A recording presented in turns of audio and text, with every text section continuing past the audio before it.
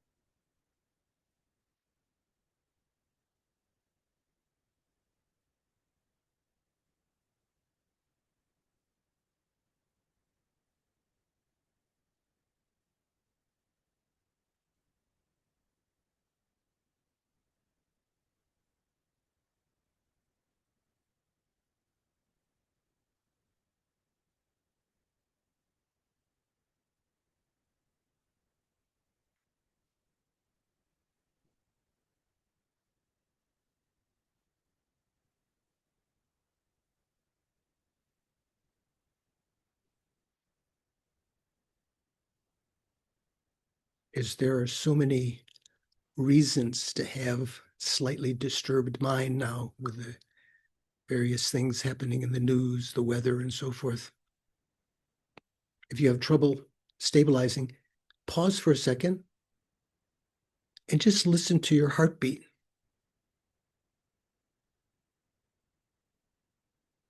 See if you can sense it. This is the same aim here in watching the breathing. It's something that you don't have to control. In the case of the heartbeat, it's very difficult to control your heart. Maybe some meditators can. Then go back to the breathing. That's the same thing. You just want to watch it, not control it.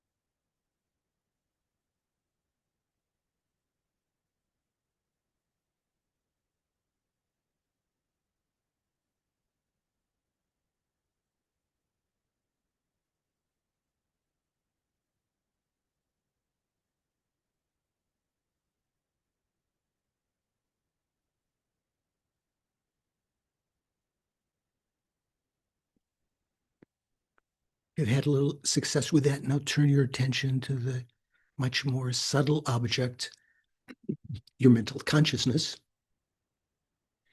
So, yeah, question arises, are you going to watch it with Rangrik, with self-knowing, apperception, reflexive awareness? No. But one moment of your mind watching what was in your mind the previous instant,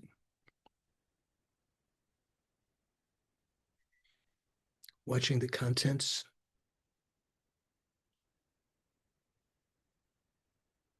the clarity of the mind, the conventional clear light nature of the mind is very difficult, is a hidden object, very difficult to perceive, not obvious at first. So we're trying to create a mental image of it by recognizing that the mind is not providing any obstacle to the arisal of mental events in the consciousness, nor does it prevent their reabsorbing into the consciousness when we don't pay attention to them.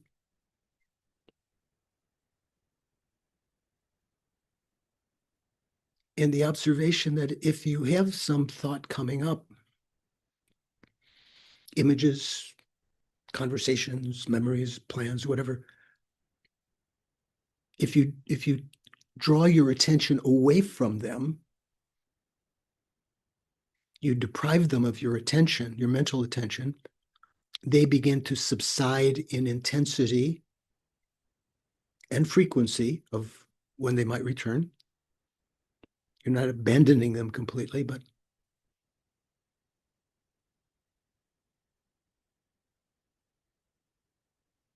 this gives us a mental image of this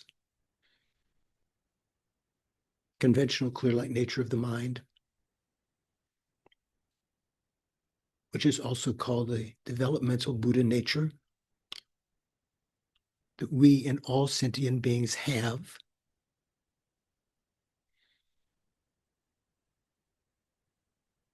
But most sentient beings are not aware of it, that is anything special, nor its qualities. Even for us to try to get an understanding of it and to appreciate it is difficult. But the fact that we can recognize it right now is due to this particular incredible auspicious moment, the Buddha called auspicious moment, of a life of leisure and endowment, when we've been able to hear the teachings of the Buddha. There are others that have practiced and realized it and explained it to us. They're supporting community practitioners. We're free from the unfree states, the hell realms, the animal realm, the hungry ghosts, the God realms, the long life gods, and so forth.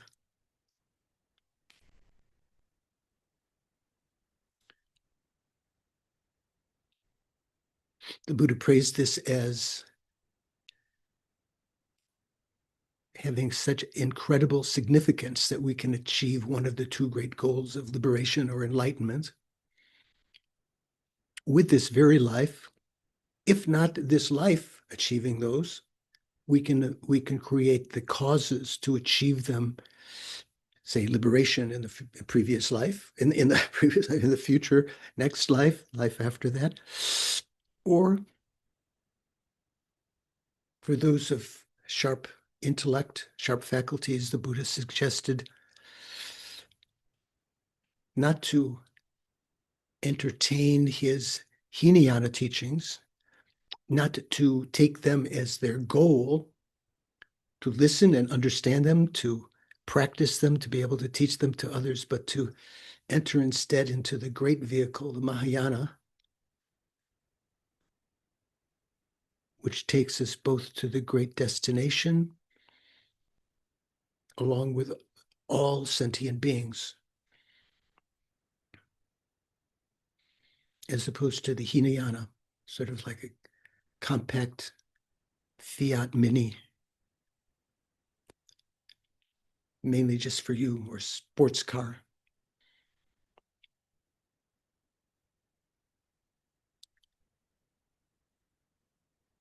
So investigating that, the Buddha said, to achieve that state is the culmination of our own aim, totally blissful, compassionate mind, but one that is oriented to constantly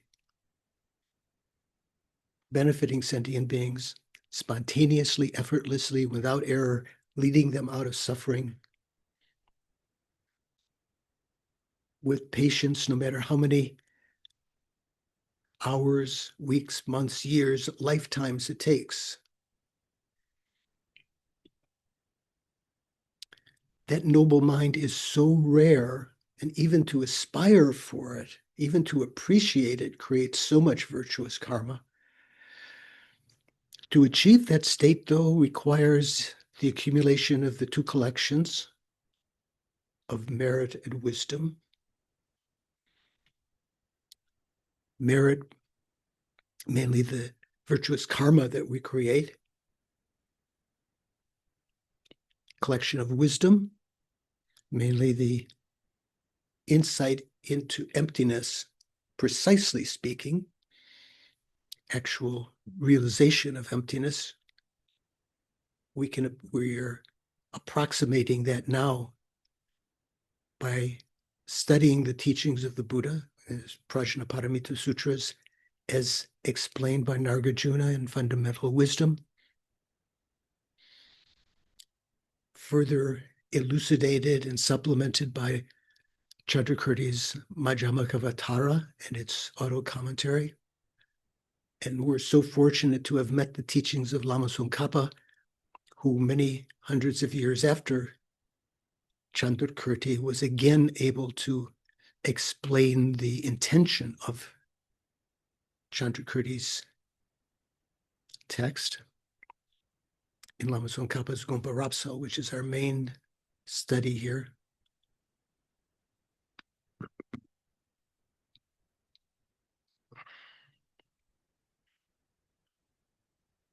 So with an eye, mind, reaching out to all living beings, Maybe strangers are easier at this time. Maybe enemies seem more remote to want them to be happy, but all living beings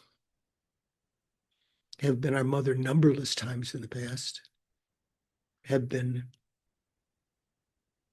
incredibly helpful to us, even when they've been strangers, providing the infrastructure of our lives, the roads and food and our salaries, buildings, and so forth. And even when enemies, they've provided us the opportunity to experience the results of our negative karmas right now, here and now, rather than for eons in the lower realms. So think, I'm going to participate in the class today in order to achieve that state of enlightenment so that I can authentically work for their benefit, even those that we now consider as enemies or as antagonists or as, creators of chaos in the environment, in the world, work for their benefit with equanimity. I'm going to participate in order to become a Buddha by listening, contemplating, and meditating for the sake of all sentient beings.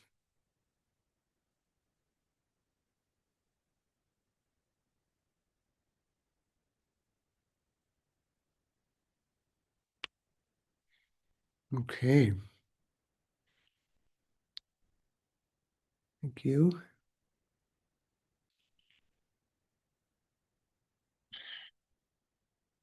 Rachel's here. Hi, Suvaj is also here. Good to see you all. I wanted to mention just one of the verses of the 8 verses that I've mentioned many times and is so relevant right now, the 8 verses of training the mind. And the way, traditionally, the way that it's translated, I say, what is it? 2, 3, the fourth verse. One way of translating it is, if I encounter beings of bad character who are, seized by suffering or obsessed with negativity, I will practice to see it as like finding a precious treasure. So I like to think right now at this particular time when we're encountering so many in our own minds enemies or people that we might consider to be antithetical to the goals of peace in the world and so forth. I like to translate it as an unprecedented opportunity, because this gives us a chance to practice patience, develop compassion. This is, to actually imagine what it's like to be an actual bodhisattva, to be working for the benefit of beings who are engaged in negative actions or who themselves are suffering, even though they're evil, and rather than rejoicing in their suffering,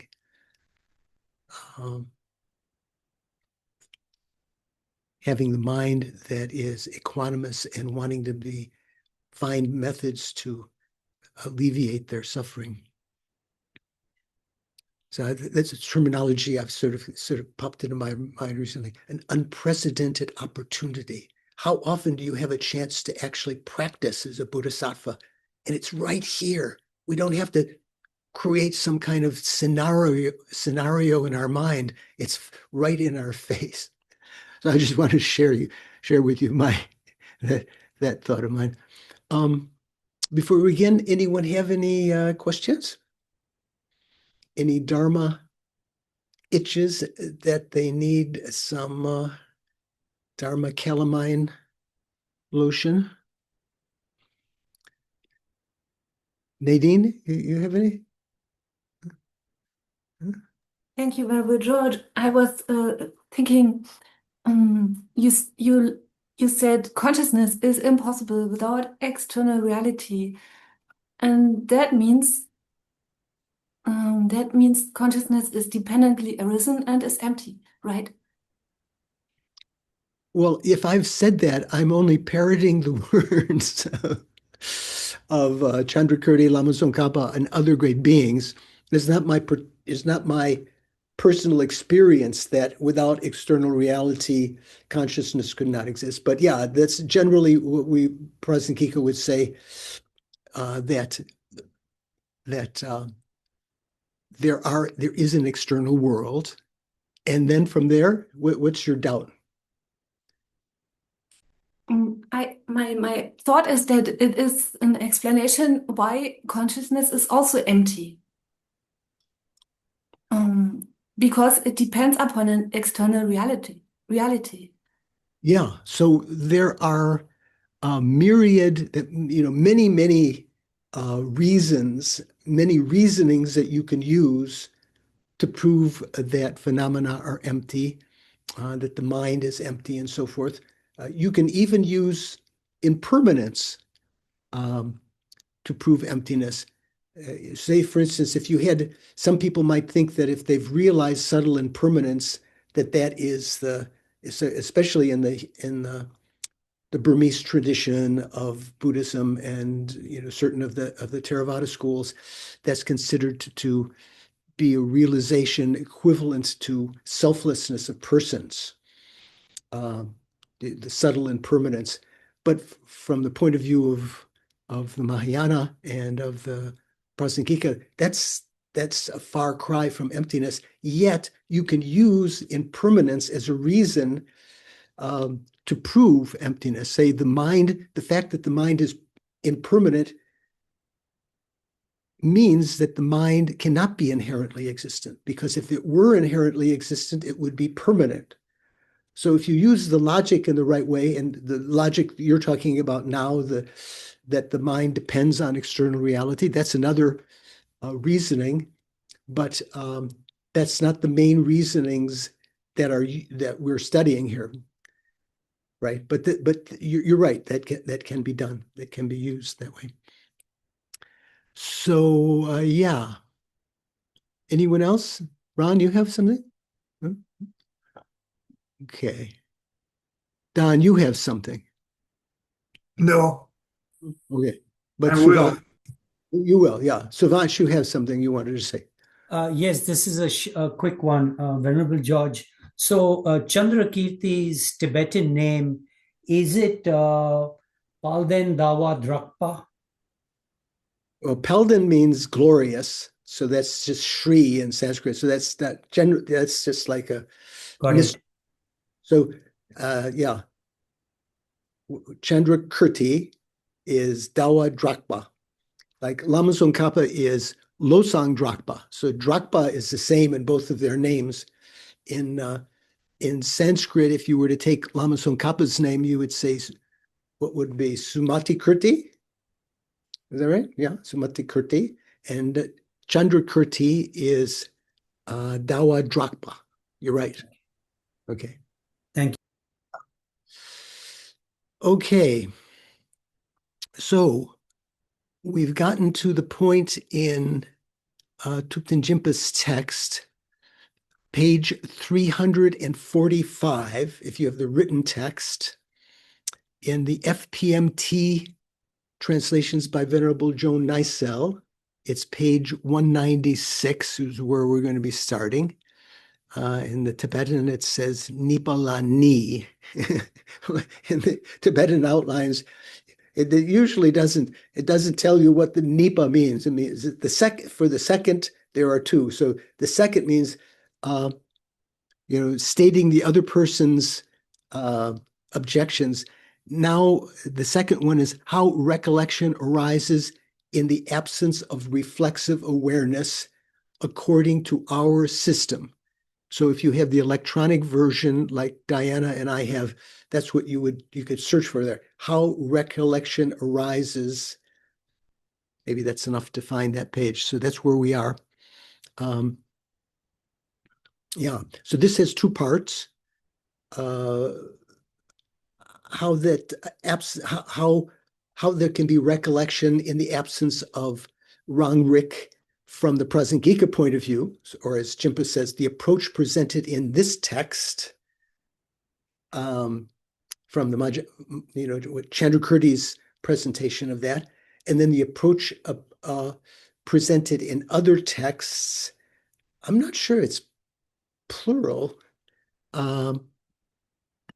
Mainly what it's talking about, shung shenne, in other texts, which means how it's presented in the Bodhisattva Charyavatara by Shantideva. So Shantideva was also Prasangika, Madhyamaka, and his presentation of this point is, sort of totally sympathetic with Chandrakirti. So we're going to begin with Chandrakirti's presentation. Okay. So in our text, this starts with verse 675. I just say that because in a text that we're going to mention in a minute that we provided in, I'm not sure if we provided last time or if it was only in the discussion group, but this text by Jay Garfield on reflexive awareness. In that, Jay numbers the verses differently. He calls this verse 6.74. But anyway, they'll come. So the first verse is 675 in the numeration in Thupten Jinpa's translation. Apart from the recollection of the experience of the object. Okay, so you have a recollection of experiencing the object. For us, that means the Prasangika, there is no recollection that is extraneous in Thupten Jinpa's translation. Therefore, the memory, quote, I saw that, can occur. This too is without the norm. This too is within the norms of worldly convention. And so I'm not quite sure when Jinpa translates certain things, extraneous and so forth. So the Venerable Joan translated it as, because for us there does not exist a memory other than what experienced the object. I like that. That's more clear. So what experienced the object means a memory of experiencing the object. For us, there does not exist a memory other than that. That's the only memory you have. This is memory thinking, I saw. This is also the way of worldly convention. So this is what we're going to be delving into. If you check in other translations, say, for instance, in Huntington's Emptiness of Emptiness, I didn't realize, I think in Jay Garfield's lectures, he referred to him as Sandy Huntington. Did anyone recall that? I didn't know that was that his name. Apparently they were buddies. I think Huntington might have visited us at Ozel Labrang at when I was teaching Lama Usel at Sarah J. I can't remember. But anyway, his text, Emptiness of Emptiness, is very good.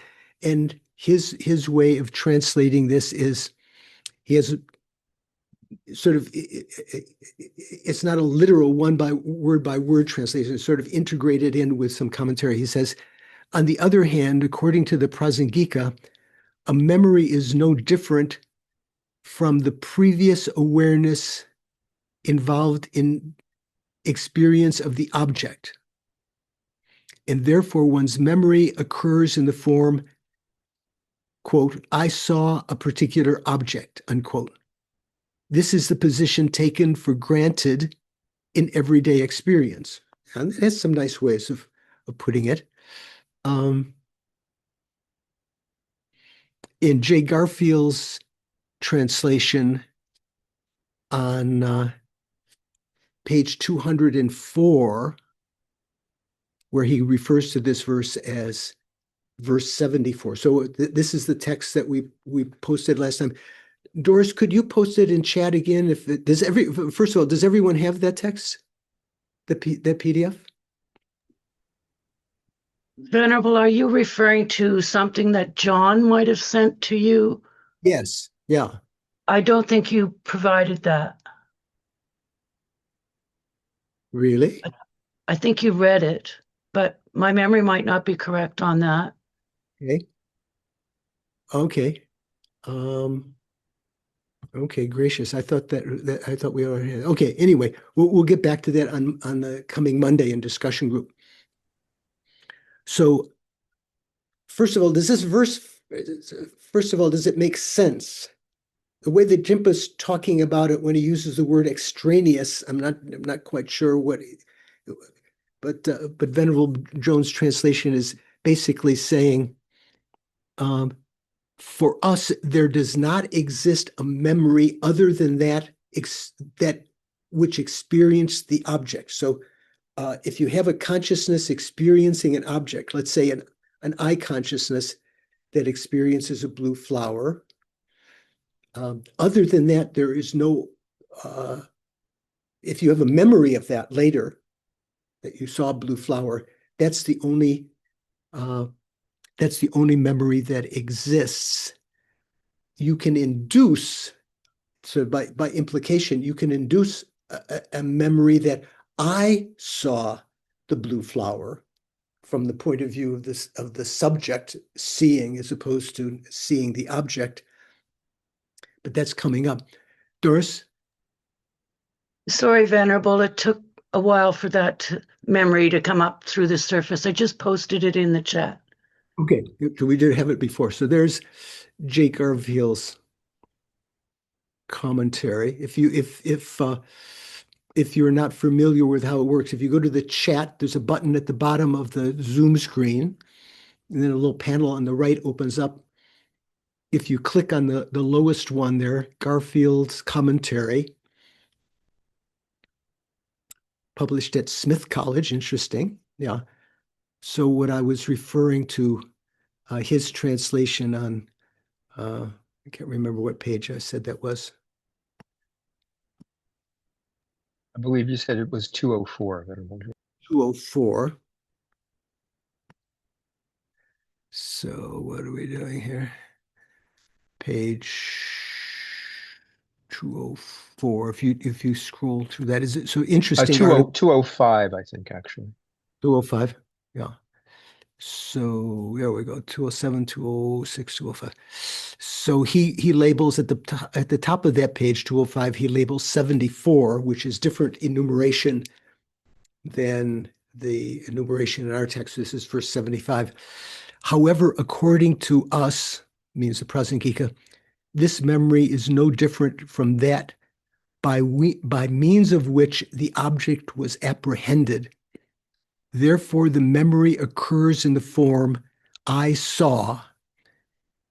This is also the way it goes in mundane convention. So that's worth having at your disposal there. You can read his commentary to that. Okay. So let's unpack this. So as we're well familiar by now, Lama Tsongkhapa in his Gompa Rapsal did not quote the root text generally.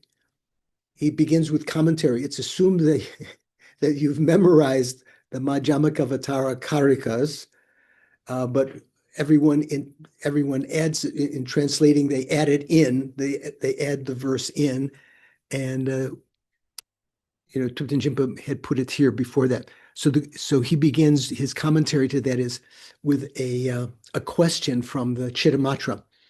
According to you Prasangikas who do not accept reflexive awareness, how does recollection occur? Then, in that case, and so the Prasangika is going to response.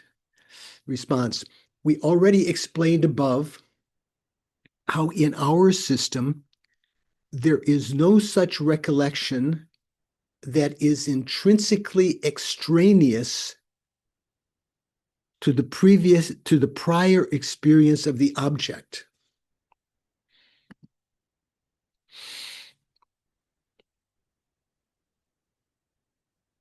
So that when he says extraneous, it's the Tibetan word shenpan, other than. So we already explained above how in our system there is no such recollection that is intrinsically extraneous to the prior experience of the object. I, Lama Tsongkhapa, have also stated in verse 632 how in ordinary people there does not exist grasping at intrinsic separateness of things that are causes and effects within a single shared material continuum, like a seed and sprout. Okay, yeah. Very clear, right? So fortunately, Thupten Jinpa has put in his text here in parentheses. This is referring to verse 632. So at that point, verse 632 said, this was earlier, right? We're at verse, 674 or something like that, right? 675. Verse 632 said, in everyday experience, this is using Thupten Jinpa's translation, a man who simply left the seed. So a man has sexual relations with his mate and leaves the semen in the body, in the womb, in the receptacle. In everyday experience, a man who's left the seed claims, I fathered this son, right? So later, when a child is born, maybe for old Tibetan tradition, son is more important. As I fathered this son, or thinks I planted this tree. So in the case of planting a seed in my garden, let's say, and then later in the spring and in the late summer when the tomatoes come up and you're reveling at the tomatoes in my garden and say, I planted those tomatoes. I didn't plant those tomatoes. I planted the seed, right? I didn't father this son as though, when in the other part of the example, in the case of a son, I planted the seed which resulted in the son. But in common parlance, we don't separate the two. We don't see them as distinct from one another. So that was verse 632. Let me read the whole verse. In everyday experience, a man who simply left the seed claims, I fathered this son, or thinks I planted this tree. So arising from other doesn't exist. There's not the thought in everyday language of cause and effect as being inherently other from one another. That was the point at that when that verse was discussed. And if you're interested, you can go back and read the commentary. And if you took notes at that point, that was referring to that. So arising from other doesn't exist even from the perspective of the everyday world. So that's the verse that Thupten Jinpa very helpfully reminded what Lama Tsongkhapa was referring to here. It was already stated how in ordinary people there does not exist the grasping for an intrinsic separateness, an intrinsic otherness of things. One might think because there is, do we grasp at things as being inherently existing, Don? Yes. Yeah. So do we grasp at things as being inherently different than one another? I think we can, yes. We might, but that is not an innate thing. Here it's saying that in ordinary people, there does not exist grasping at an intrinsic separateness. He's translating otherness of things that are causes and effects, such as the seed and the tomatoes, or the semen and the sun, we don't grasp at those intrinsic by our nature. That's not an what do we call it? Innate. That's not an innate grasping. That could be, you can grasp at that, but that's not an innate grasping of sentient beings. Interesting. So that's what's being talked about here. We already explained above how in our system, the Prasangika system, there is no such recollection that is intrinsically other than the prior experience of the object. So this is what he's trying to use here. So you had the previous experience of the object from the Prasangika point of view. At that point, you're not thinking of the subjective side of it. You just remember the experience of the object, the blue flower or whatever. Or you can remember other things. It doesn't have to be only memory of experience, direct experiences by the senses. You can have memories of your own taste. Well, yeah, let's say taste. Say, for instance, when you taste something, sometimes, is this experience some of you have? When you taste something, sometimes it can bring back a memory associated with that. What happened to Richard? Is Richard still there? Richard sent me a message. He had to leave. Oh, okay. I was going to ask him. I know he appreciates good food. So sometimes I think it's a common experience when we experience something, some taste, it can bring back a memory of having tasted that before, right? George, is it usually a smell, I think? Also smell, right? Yeah. And there's a lot of literature about kinds of things that can arise from that. So it's talking about that, but also even our inner experiences, getting angry. Oh, I remember getting angry like this before. So there does not exist a grasping at an intrinsic otherness of things that are causes and effects within a single shared material continuum, like a seed and a sprout. Therefore, even here, with respect to the prior cognition of an object, let's say we saw blue, and its subsequent recollection, oh yeah, I saw that blue flower in the past, or I saw Maitreya in the past, which are causes and effects. So are they causes and effects? The previous seeing of the flower is the cause of the subsequent memory of seeing the flower, right? That's what's being talked about here. Therefore, even here, with respect to the prior cognition of an object and its subsequent recollection also, which are causes and effects, there is no grasping at intrinsically established otherness, separateness of the two, insofar as the innate perception of worldly people is concerned. The innate. Remember when we talk about innate as opposed to intellectually formed.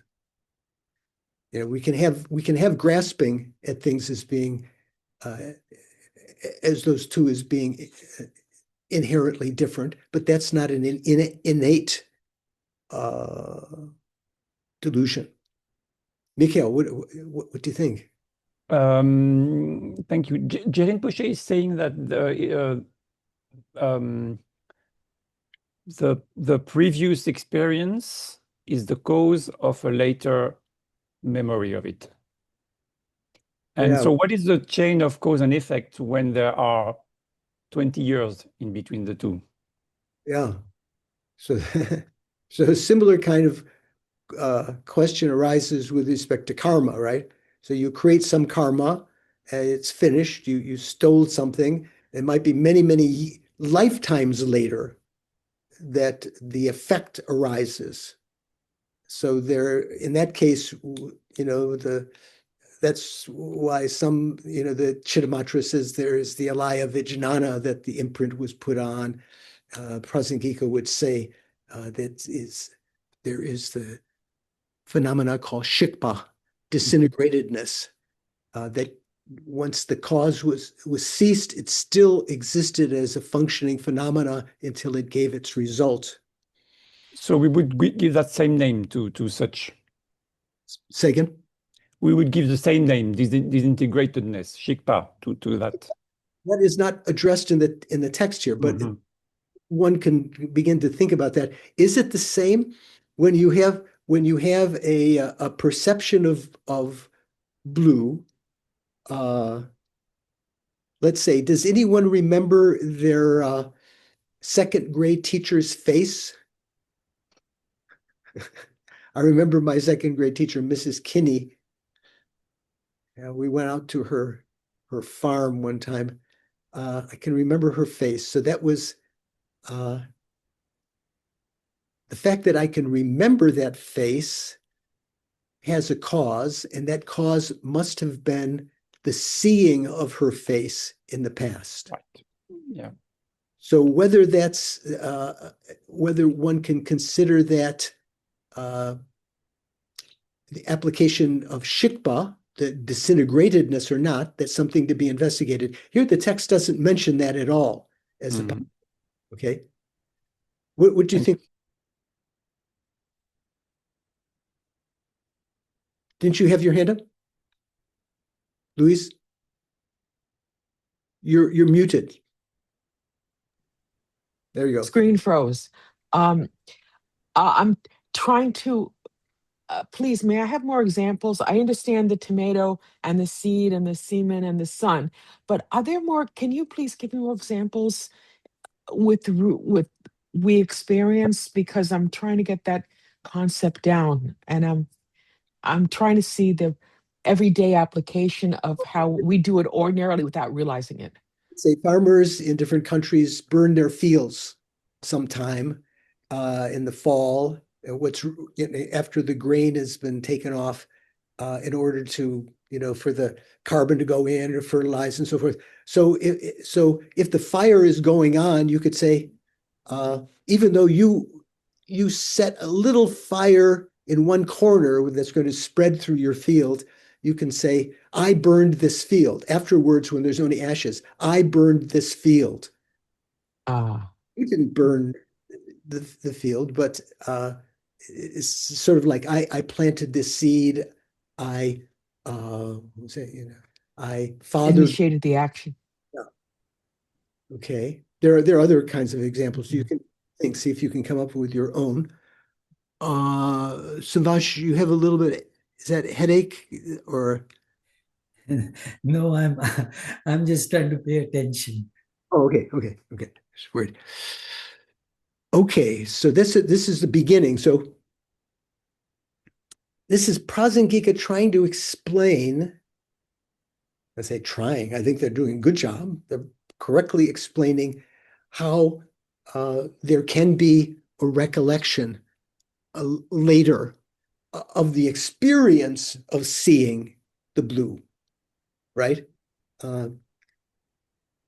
It's taken for granted here that the seeing of the blue object can bring back a memory of seeing the blue.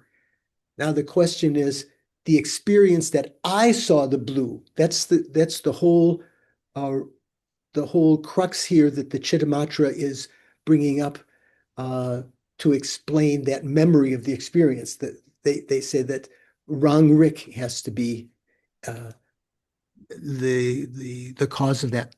So Jimpa's translation continues. Not only is there no such grasping at separateness, at otherness between causes and effects, but when recollection occurs of what was seen by visual perception of a blue object, a person would use conventions like, this I have seen before as well. Quote unquote. This I have seen before as well. How does Venerable Joan translate that? So she says, not only does that not exist, the separateness, but when there is the latter memory of an object that was previously seen by an apprehender of blue. So There was a previous apprehender of blue, consciousness that saw blue. When there is a subsequent memory of that, one conventionally says, I also saw that before. This is a little bit, do we say that? I also saw that before. I saw that. I'm not sure they also saw that before.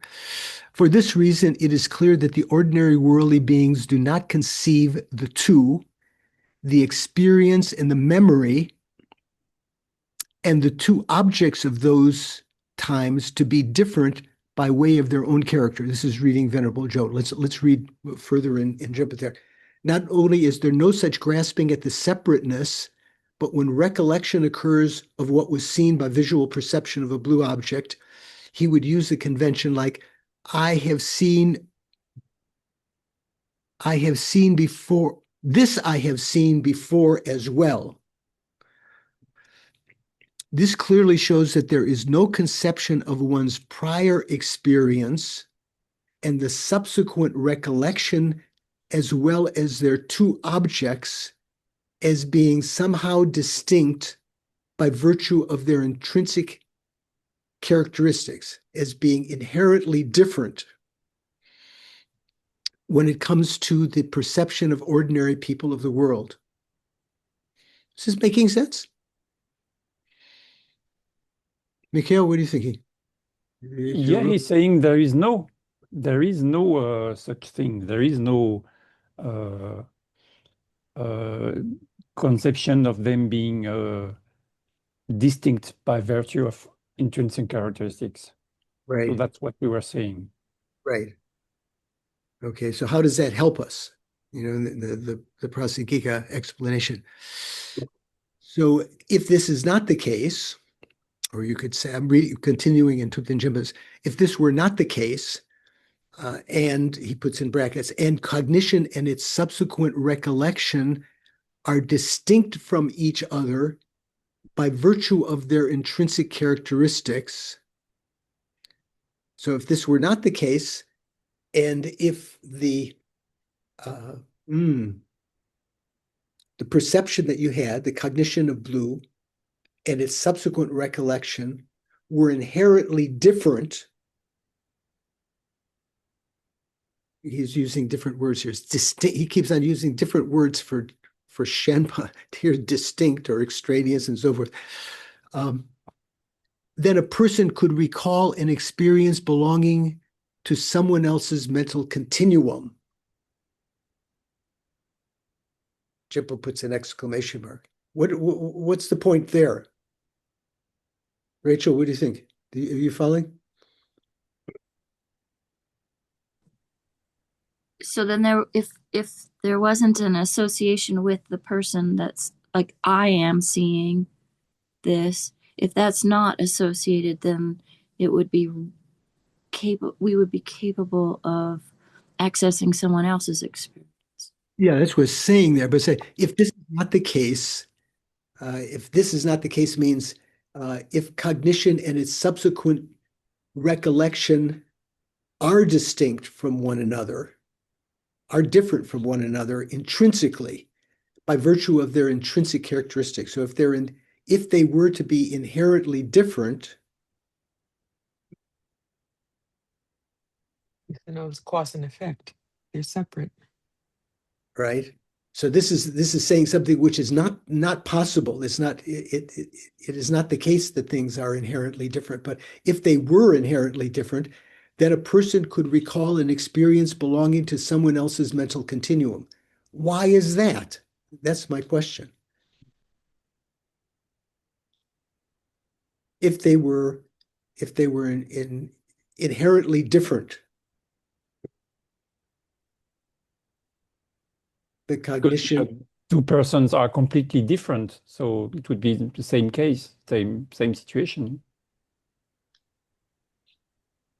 If two persons of different continuums could have a recollection of one another, it would be two completely different things. They would be completely unrelated, just like we are saying. Yeah, so putting it the other way around, Yeah. If it were possible that my own personal perception of blue that gave rise to a subsequent memory of seeing blue, if they were inherently different than one another, then it would be that we could remember things of other people's continuum because they are also they are inherently different from us also. What were you going to say, Nadine? Say, in other words, the whole concept of a continuum is only possible because things are not inherently different. Right. So the individual moments of a continuum, as opposed to what the lower tenets believe, are not inherently different from one another. All of the lower tenets would like to say that, and even Svatantrika, because if you say inherently different, all of the lower tenets would say the individual moments of a continuum. I don't have my rosary here. Yeah, so the individual thought moments, that they're there. Sean is putting up his rosary there for to see if you've got gallery view on. So the individual moments, all of the tenets would say they intrinsically exist, and there is an intrinsic differentness between them. But Prasangika would say if they're intrinsically different, they couldn't give rise to one another. There couldn't be the changing of one moment giving rise to the next and so forth. So continuing with Thupten Jima's translation, since what the prior cognition has experienced, say the blue, and determined, are not something that the subsequent recollection did not experience or determine. So the memory, I saw that before as well, can occur. This is Prasangika talking, right? Since what the prior cognition has experienced and determined are not something that the subsequent recollection did not experience or determine, so the memory, I saw that before as well, can occur. Does that make sense? What is that saying?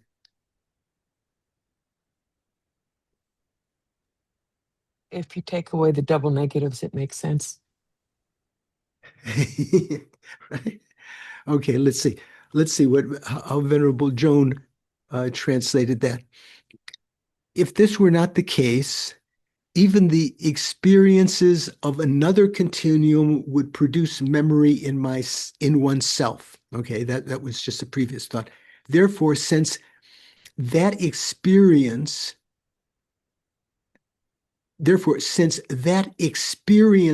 and perceived by an earlier consciousness which experienced the object is not experienced and is not perceived by a later memory consciousness, memory produced thinking, I also saw that before. Memory is produced thinking, I also saw that before. Isn't there a double not? In Venerable Jones? Not experienced and not perceived. Therefore, since that experienced and perceived by an earlier consciousness, which experienced an object, is not experienced and not perceived by a later memory consciousness. Memory is produced thinking, I also saw that before. So if we take out the double negatives there, right? So that the two nots cancel one another, right? Therefore, since that experienced and perceived by an earlier consciousness which experienced the object is experienced and perceived by a later memory consciousness, memory is produced thinking, I also saw that before. Yeah. What do you think? Paul, what do you think? Is it making sense? Yeah, I just got to take it slowly. It's, yeah. Sean, what do you think? I just have a question about, because you mentioned you're relating this to the disintegratedness of a karmic action. I was not. This is something that Mikhail brought up. He said, how are these two connected? And I said, well, you could investigate, when we talk about karma, when the action is finished and then there's no result immediately, it might come a long time later. How does one explain that? So here you're talking about when you had a perception of blue and then a long time takes place and then you have a memory of blue. One might be able to explain that somehow with respect to disintegratedness, but the text does not mention that as the mechanism of memory. It's not talking about, it doesn't mention. Does the Prasangika ever present a presentation of how this functions? Because it doesn't seem like, or at least in my thought, if it's connected to disintegratedness, I thought that with karma, when the disintegratedness produces its final result, then it's ended. Whereas this seems, I can recall a previous memory, but then after I've recalled that memory, I can recall that memory again. You're not recalling a memory, you're recalling a perception, right? Well, okay, But you could recall a memory. You could say, I remember this. well, if I'm recalling a perception, if it was on disintegratedness, then I shouldn't be able to recall it again, but I can recall it again. That's why I said that Prasangika doesn't use the mechanism of disintegratedness here to explain this. Are they going to explain the mechanism? Just be patient. Okay. Okay. I'm getting a call here. What is this? Charlotte, North Carolina. I think this is a crank call. Okay, there we go. Okay, let's read a little bit further here. So we can have a memory because the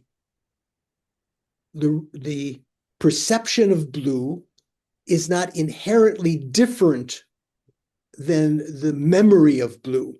That's what Prasangika is saying.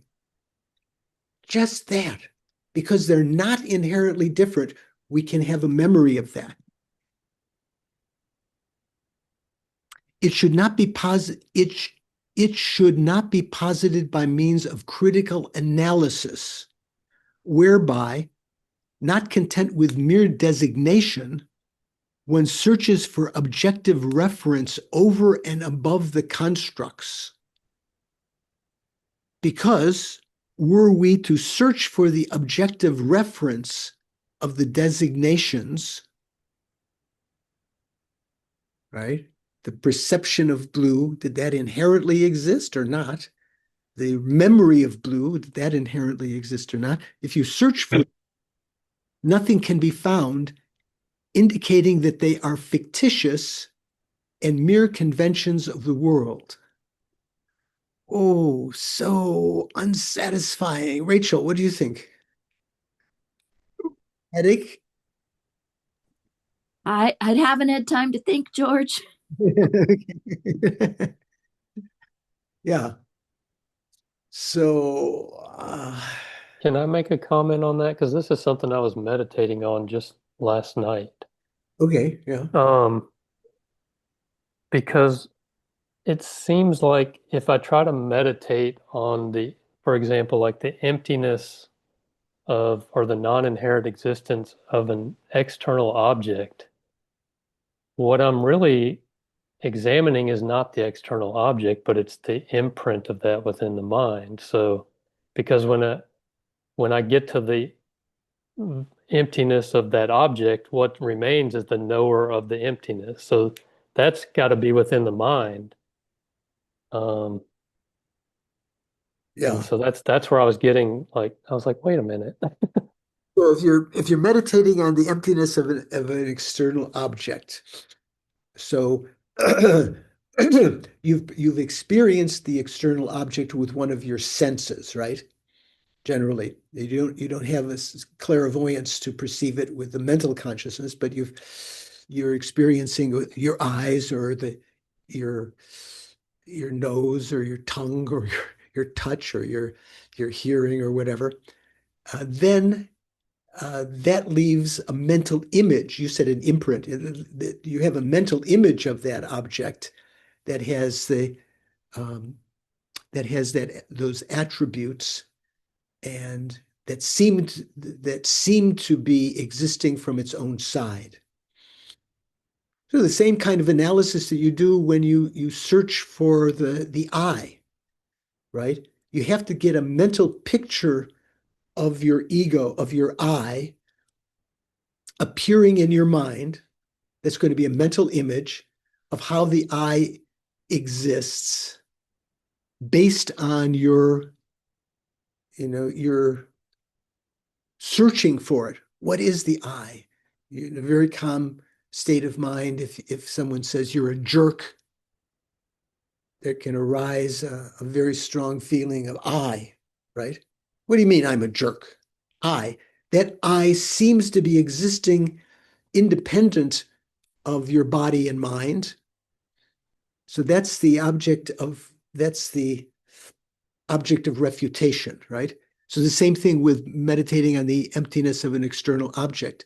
You have to get a mental image of that and discern how that is appearing to your mind as existing without reliance on anything else.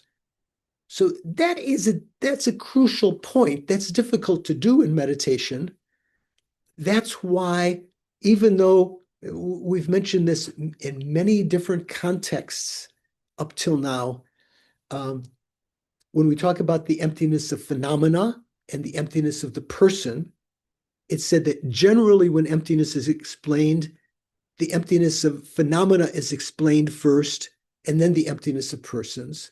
But in terms of actual taste, realization, experience, the emptiness of the person is that which is experienced first, because the person that you're meditating on, how it's appearing to your mind when you search for the object of negation, that can appear very vividly as something which is not dependent on the body and mind. It's just existing from its own side. To get that same experience with external objects is a little more difficult. That's why the actual experience of emptiness, the first kind of experience of emptiness, is the experience of the emptiness of person. Have you heard that before, Paul? Mikhail, do you have any thought? Yeah, I was wondering if it is necessary always in that order. In terms of actual realization? Experience, yeah. Or is it possible? I mean, my question is it possible to first have a kind of experience of emptiness of phenomena and then of the person? I think so. But in general, it's said that the first experience is, say, in general. So there are specific instances, especially if one has imprints from meditating on emptiness in previous lives, you can have an experience of the emptiness of phenomena first. Rachel, what's your thought? Well, I guess I was thinking of the subtleness of each of those experiences. I mean, I think it's sometimes explained that we think about the emptiness of persons first, and then because then we look at the aggregates and their emptiness also. That's a subtler understanding. So Right. in that way, it has something like not just like they're not just on a par in terms of realizations. There's some sort of subtle realization that comes along with the emptiness of phenomena. Back to the Heart Sutra, when Shariputra asks Avalokiteshvara, how did the Bodhisattvas meditate on the perfection of wisdom? Avalokiteshvara said they meditate on the emptiness of the aggregates also. So from the Hinayana point of view, according to the tenets, generally there is not a presentation of the emptiness of phenomena, right? We've mentioned before, Lama Tsongkhapa, Chandrakirti has explained that, of course, to actually become an arhat, to achieve nirvana in the Hinayana path, you have to realize emptiness of phenomena also. But in their tenets, it doesn't seem to be mainstream. It's mainly just talking about the emptiness of the person. That's why Avalokiteshvara says the bodhisattvas meditate on the emptiness of the aggregates also. So in that sense, from the Hinayana tenet point of view, that's more subtle. But from the Prasangika point of view, there's the same degree of subtleness of the emptiness of the person and the emptiness of phenomena. Rachel, you there? Making sense? Yeah. Okay. Okay, good points. Can I add one more thing? As long as it doesn't fall over, you could be adding more. Well, because No, the other thing that was coming in my meditation was like if a person is in meditative equipoise on emptiness to where you're in a non-conceptual state. Yeah. Um, Trying to imagine that knower that exists in that state is said to be unborn, is it not? And so that's where I was getting confused as far as how does this continuum work if there's something that is unborn? Wait. When you're using unborn, it's just other way of saying is unproduced. So that means it's not inherently produced. Yeah, that the consciousness is not inherently produced, but that's not what you're meditating on. If your mind is not meditating on the emptiness of your mind, you're meditating on the emptiness of an external object. You're realizing that object is unborn, among other things, that it's empty. It's just another way of saying that. It's not Okay. that when you're meditating on the emptiness of an external object that your consciousness is unborn. Unborn is makewa, is just another way of saying unproduced. So unproduced means not inherently produced. Causative phenomena are produced conventionally, but they're not inherently produced from their causes, right? Okay. I think that just the terminology was throwing me off. We have to put things together again and again until we remember them also. So let's go a little bit further before we take a short break. This too is something to be accepted within the norms of worldly convention. It should not be posited by means of critical analysis, whereby, not content with mere designation, one searches for objective reference over and above the constructs. For were we to search for the objective reference of the designations, nothing can be found, indicating that they are fictitious and mere conventions of the world.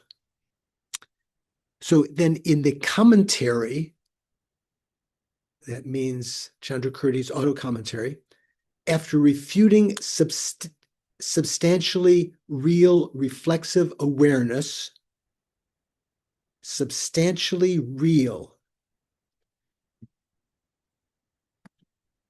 I didn't put the Tibetan here, so I'm not sure. So Venerable Jones' translation says, the auto-commentary, after refuting self-cognizers and memory, which are established by way of their own character substances.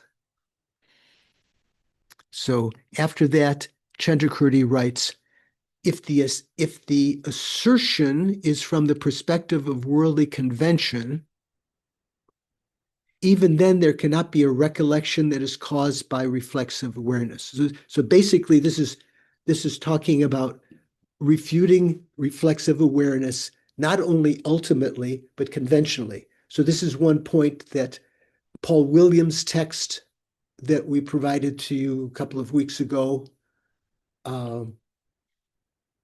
whole text on, arguing against Lama Tsongkhapa from the point of view of Mipam and Daksang and so forth. And Jay Garfield's article that Doris kindly provided in the chat just now, these are talking about from the other tenets' point of view, which would not be considered pure Prasangika view from Lama Tsongkhapa's point of view or from Chandrakirti's point of view. They seem to say that reflexive awareness is being refuted ultimately, but not conventionally. They would say it does conventionally exist, which fortunately Jay is an ardent Gelugpa, and so he puts his stamp on the Gelugpa tradition and says this is ridiculous, this is wrong when they say it doesn't exist ultimately, but it does exist conventionally. From Chandrakirti's point of view, as we read it, and from Lama Tsongkhapa's explanation, Rangrik does not exist ultimately, nor does it exist conventionally. So that statement there, if the assertion is from the perspective of worldly convention, even then there could be no recollection that is caused by reflexive awareness. So at that point, Venerable Joan translated that section. Moreover, even from the point of view of worldly conventions, memory having a self-cognizer for a cause is just not possible. I think that's much more clear. It's more straight. So then after that quotation from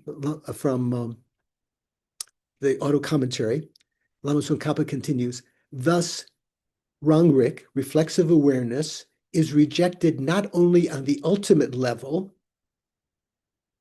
Is anything accepted on the ultimate level?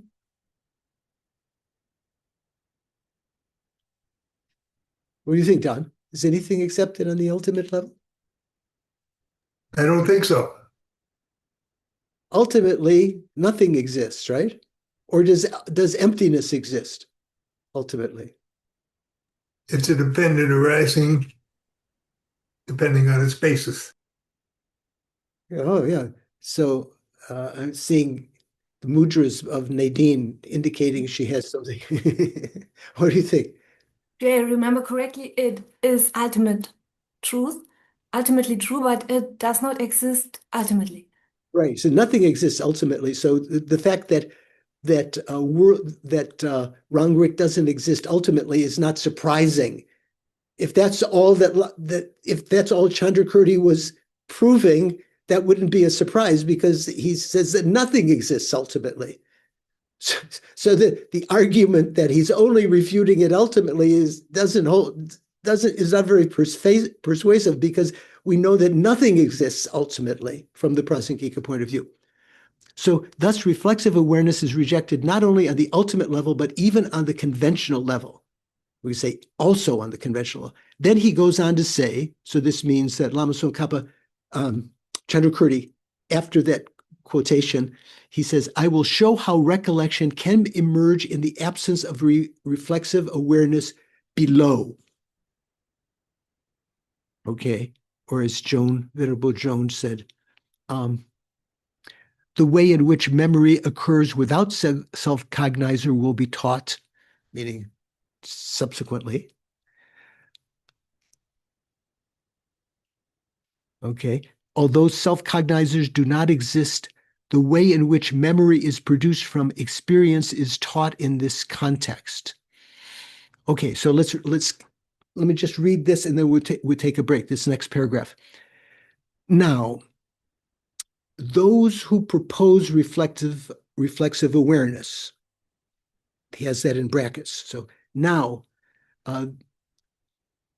let's say the Chittamatra or the Sautrantikas and so forth, that accept reflexive awareness, they think that the thought, quote, I have seen it, is a recollection of the subjective experience, whereas I saw this thing in relation to say a blue object is a recollection of an object, right? This is not new. This is what we talked about. From their point of view, there are two kinds of recollections. There's the recollection of the object blue, and there's a recollection that I saw the object blue, which is a result of the wrong rec. Okay. There is then, from their point of view, the thought, I remember what I myself saw before, which is a special case of recollection. When this kind of recollection occurs, it is clear that the prior cognition, say an experience of seeing Maitreya or, Bill Clinton or whatever, had experience itself. Is that right? Had experience itself. For recollection follows the exact pattern of one's prior experience. Okay. We're going to take a little break. That's where we're going to dive. Okay. We're back online. So we were just reminiscing about some of the summer courses at Deer Park during the break. For the most part, we were no substantive Dharma questions. So now we're getting back to this. So now this is Prasangika, Prasangika's explanation of how we can recall things. Depends upon the Prasangika position, which is not shared by other schools, that phenomena are not inherently existent. Everyone else says that either phenomena are truly existent or at the least inherently existent. Even the Svatantrika Madhyamaka says that phenomena are inherently existent and that there is inherent differentness between the moments of consciousness and so forth. So the Prasangika said, in all of those cases, that makes any kind of causality impossible, and it makes reflexive awareness impossible, and so forth. So let's read that paragraph again. Now, those who propose reflexive awareness think the following. He has in brackets there, those who propose reflexive awareness. How Venerable Joan translated that, she puts in big letters first, Chittamatra, the memory thinking I saw, quote unquote, is the memory of an object possessor. Okay, that's nice, easy terminology. I saw, that means I saw blue. That's the memory of an object possessor, right? What's the opposite of an object possessor? The An object. object. Yeah, the object. The object is the object is, let's say, blue. The object possessor is the subject. So that's the memory. When we say I saw, that's the memory of the subjective experience of seeing, right? Seeing the blue. The memory thinking I saw is the memory of an object possessor, whereas the memory thinking that, which is blue, was seen, is the memory of an object. Okay, this is from the Chittamatra point of view. In addition, I'm reading Venerable Jones' translation, this section. In addition, the thought, quote, I remember the very thing I saw before, is a specific way of remembering, right? You don't always remember things that way. I remember the very thing I saw before. It's very specific, right? If that arises,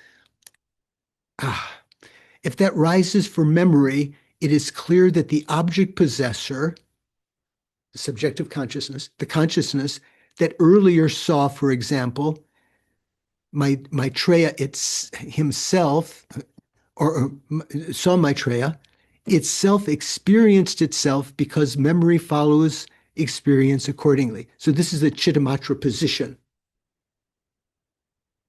Okay, so we're going to go on for there. So in Thupten Jinpa's translation, it continues. In our view, so whose view is this now?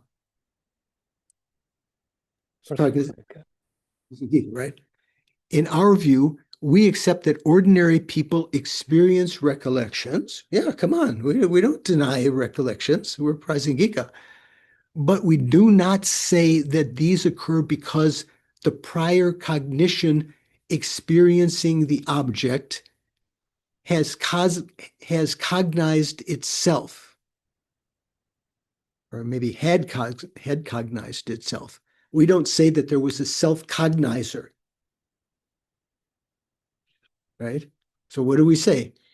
Such recollection occurs because the very object perceived. So this important sentence. Where is Nadine? Is Nadine on the screen?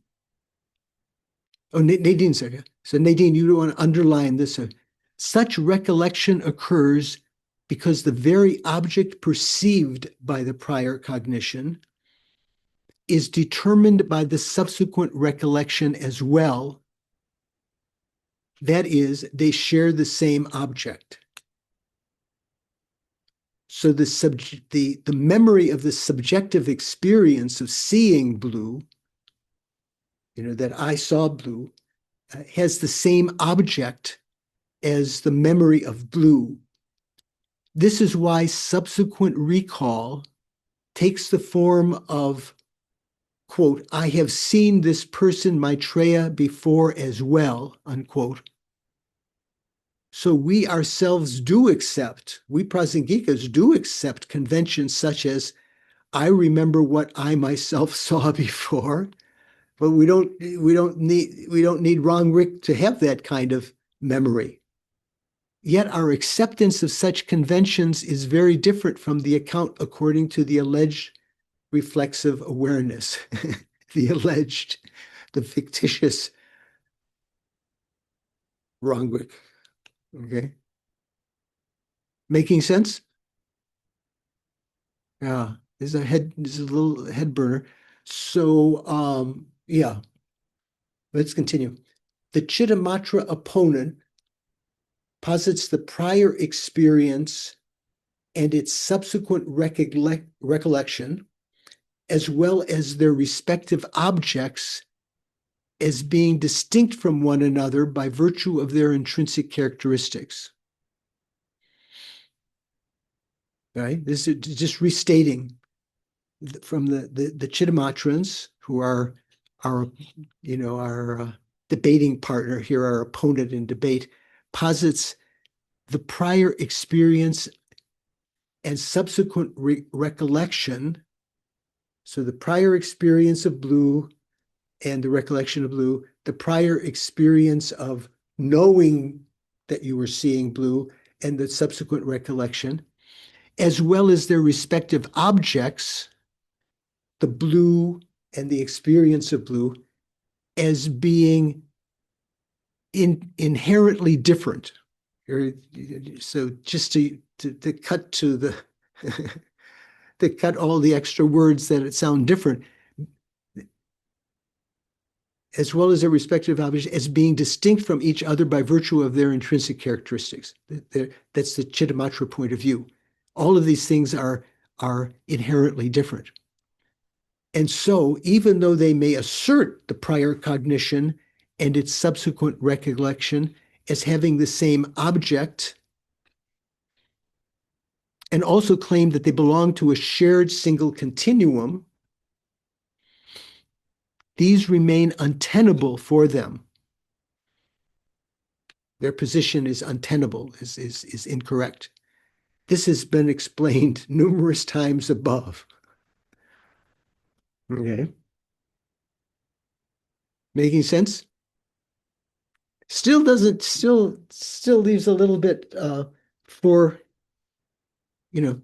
we might say it really doesn't seem totally satisfying how the Prasankika is saying how this recollection takes place. They're mainly saying that it can take place because they're not inherently different. They're not inherently existent. So then let me, excuse me one second. I'm just in the last throes of this cold I had since last week. It was essentially a week ago that it started, I think, right? So I had fever, went down, phlegm, now just more or less finishing. So let's continue. So even though one loosely speaks, Jim has in brackets, loosely speaks, this Maitreya, it is not a locus and time-specific Maitreya. It is not a locus and time-specific Maitreya. What does that mean? Such as the one coinciding with the utterance of this very sentence, or the Maitreya one remembers having seen in a specific place. Rather, what is remembered is just Maitreya in a general sense. That this is so can be discerned by observing one's own mind. Whoa. So, Venerable Jones' translation here might sometimes, I find more clear sometimes. Let's see. Having the same object, and these two to be a single continuity, they're unable to posit them as that. Okay, so she says, it is to be understood by observing one's own awareness that even though one says that Maitreya, one conceives mere Maitreya without the conception thinking the Maitreya who is qualified by the time when that was stated and the place where he was abiding at that time was seen earlier, unquote. Okay. So this has to be thought about a lot. I think this is another thorny question. So basically what Prasangika is saying is that we're not refuting that recollection can exist. We say there is a recollection. We say there is recollection of the experience of seeing the blue also, which the Chittamatra would like to say, well, you can't have that without Rangrik. We're saying you don't need Rangrik. In fact, if you had Rangrik, it wouldn't work at all. And that these can occur because things are not inherently existent, not intrinsically existent, not existing by their intrinsic characteristics.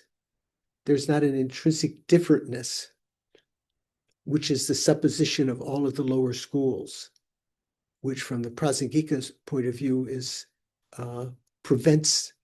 would prevent them happening at all if that were to exist that way. If things were inherently existent, if they were inherently different from one another, you wouldn't have the world. You couldn't have any of these things. How are we doing? Making sense? So we'll go over this again on Monday. So you have some reading material. You can read some of these other materials that we've provided, along with Jay Garfield's one that Doris kindly added. If you didn't have that before. And I think that some of Jay's translation of Lama Tsongkhapa is a little bit wrong at a certain place. But anyway, generally, that's a good something that can augment what we've been reading here. Okay, so let's continue on to the next section. So this was a section talking about how Chandrakirti explains memory, right? From the Prasangika point of view. So in contradistinction to the Chittamatra position that necessitates Rangrik. So now the approach presented in other texts, mainly this is talking about the Bodhisattva Charyavatara by Shantideva, right? So Jimpa's translation says, of the two major schools of thought on how recollection can arise in the absence of reflexive awareness, the two different traditions. So one is the tradition of Chandrakirti, one is the tradition of Shantideva. They come to the same conclusion, but they give different methods to derive that, right? The view of the illustrious Shantideva, the views of the illustrious Shantideva are presented in his Guide to the Bodhisattva Way, the Bodhisattva Charya Avatara, such as the following lines. If there is no reflexive awareness, how is consciousness remembered? So this is in chapter 9, verse 23. Okay. So Jimpa's note 619, I think it just says, yeah, that's just what it says. It just says that's chapter 9, verse 23. What is chapter 9? Who remembers? Paul, you know these things. Yeah, that's the chapter on wisdom.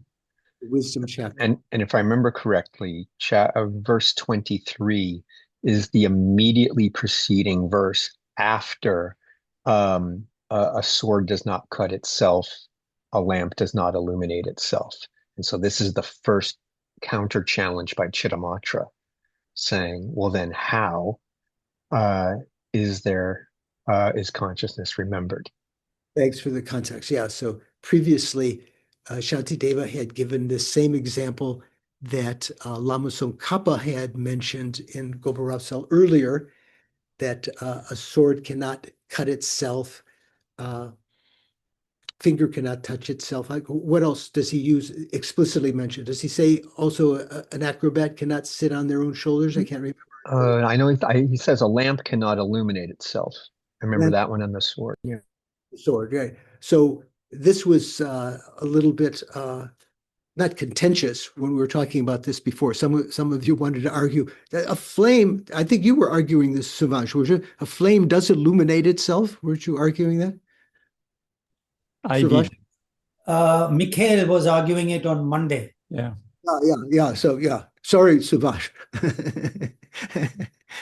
Mikhail, so what do you have you changed your mind? Do you believe now? Yeah. I don't think, I mean, I'm imagining the photons being emitted by the light source, Right. and they are not doing a U-turn to illuminate the source. Right. So, but say one part of the flame, say you've got a flame, one part of the flame is emitting photons, and some of them are going this way, that way, outside to the, illuminating other things in your room, the book you're reading. But a few of those photons are going through the rest of the flame out that way. So are they illuminating that flame? Does that flame, the flame that they are passing through, are they illuminating it? If they were illuminating it, it would have been in need of illumination, right? So anyway, Right. that's Right. another question to contemplate. Okay, so thanks for the context, Paul. So this is just after that. So this is the Chittamatra response. Come on, Prasangika, if there's no wrong Rick, how is consciousness remembered? So the Lama Tsongkhapa's commentary says, the opponent's standpoint cited here in these lines is the same one that has been discussed already quite extensively above. To the opponent's proof statement, and he puts in sort of brackets here, the fact that there is no reflexive awareness implies there is no recollection. This is the Chittamatra point of view, right? If there's no reflexive awareness, there's no recollection. To the opponent's proof statement, Shantideva responds by pointing out that no entailment, there's no pervasion, no entailment holds for the consequence thrown as well as his reverse syllogism. Oh, yeah. Whoa. You remember those words, Ron? When we talked about the consequence thrown, we throw a consequence at someone, right? So to show the absurdity of their position. And then once they have thought about that, we can provide the reverse syllogism to them. Okay, well, that would maybe on Monday we can recall that a little bit more. The question then remains, how then can recollection occur in the absence of reflexive awareness? So in terms of this first part here, let me see, I have some note. So Thupten Jinpa had note 620. He says, the consequence thrown by the opponent, in this case. So you may remember before, when we were talking about the meaning of Prasangika school, right? They're called the consequentialist school, the Tengurpa or Prasangika. Prasanga means the consequence. So it doesn't mean they only rely on consequences, but their general way of debating with people who don't hold the same worldview about true existence, inherent existence, is to throw absurd consequences. Throw them, that means to provide. It's not like you're throwing the consequence. You're providing consequences to them in debate that they have to answer that show if they are discerning, that show the absurd consequences of their position. Once they've addressed that consequence, their mind is now no longer holding their old position as strongly. At that point, you can provide to them a correct syllogism. So the Prasangika does use syllogisms, and that's called the reverse. So Thupten Jinpa's note is talking about this particular case. What is the consequence thrown by the opponent, he says in note 620, is if no reflexive awareness, then no recollection. So that's the consequence thrown by the opponent. So that's what the Chittamatra is saying, right? And its inverse refers to because there is subsequent recollection, therefore there is reflexive awareness, unquote. Lama Tsongkhapa is stating that according to Shantideva, there is no logical entailment in either of these instances. There is no pervasion. Let's say, if there is no reflexive awareness, there's no pervasion that there's no recollection. As Prasangika says, you can have a recollection without reflexive awareness. And the inverse statement, because there is subsequent recollection, there is reflexive awareness. There's no pervasion that because there's subsequent recollection, there's reflexive awareness. Venerable Jones' translation of that little interchange there says the system of the former, the former parties, the Sautrantika and Chittamatra, were extensively explained before. Question: since the response to both the former parties' consequence and objection is that there is no pervasion, how is memory produced in spite of self-cognizer not existing? Okay, so the same point came up in Chandrakirti's explanation. You know, when Chandrakirti explained there's no need for reflexive awareness. So in that case, it said, how is it produced? Which was not completely satisfying at that point, right? So now Shantideva is going to address the same thing. When cognition of an object, rather than that of a subjective experience, takes place, so you recognize blue, rather than the subjective experience that takes place of remembering the blue, of knowing that you were seeing the blue, it is from that cognition experiencing the object that the recollection of the subjective consciousness experience occurs. So this is the same statement, essentially, that Chandrakirti was saying. You don't need to have a separate, you don't have an immediate memory of the experience of seeing the blue. You have an experience of the blue object, that you saw the blue object. And from that, you can have the recollection of having seen the blue object. Okay, so the Chittamatra is going to object, right? So he says, opponent, reading Thupten Jinpa's opponent, it's illogical to assert the recollection of a subjective experience.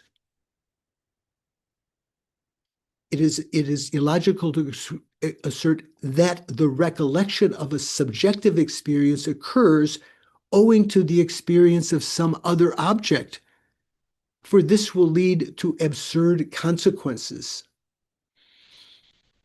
Okay, and Chittamatra, Prasangika is going to respond, no problem. No problemo. Kyonmei, there are different ways of saying this. So Jinpa translates in this case, no such fault exists. For when subjective experience is recalled, Prasangika says you can have a recollection of subjective experience, but when subjective experience is recalled on the basis of having experienced in an object, it is not independent of remembering that cognition. What cognition? I mean, it's the cognition that remembers blue, right? It's not independent of that. Rather, recollection takes form through a blending of the object and its subjective experience, such as in the thought, I, it says in italics, saw this thing before. So the two things are joined. I saw this thing before. So the two things are, what does it say, blended together. That is to say, the two are remembered in a fused manner. This is Shantideva's way of explaining it. Here is an analogy. So this is a very famous analogy that maybe you've heard before, right? So here's an analogy. When an animal is bitten by a shrew in winter, so this is actually talking about a bear in hibernation, right? Well, it could be some other animals hibernate. But generally, if a bear is hibernating in the winter, what does that mean? Suvansh, you know what hibernation means? What does that mean? Dormancy. Yeah, the metabolism goes down in order to survive the winter. They hunker down in underneath the ground or in some tree or some cave, and they're more or less sleeping, right? Dormant. So when an animal, in this case a bear, is bitten by a shrew or a mouse or a rat in the winter,